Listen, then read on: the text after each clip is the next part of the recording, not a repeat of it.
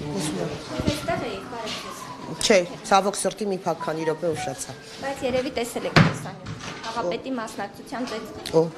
Դուք տեսել։ ես նորից եմ ասում, մենք երկրորդ այտը ապտակարժան չենք դարձնում։ Ես երեք եմ ասել, կգնան դրան, կստանան դա։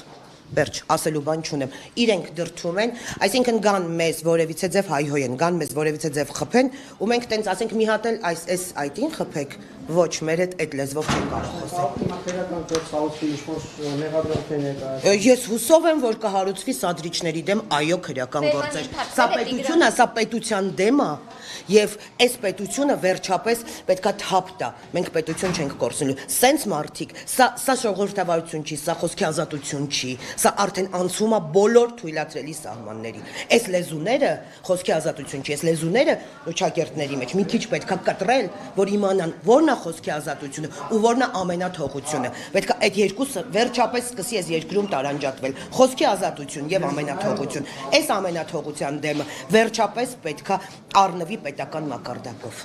Բերման ենթարկվել է։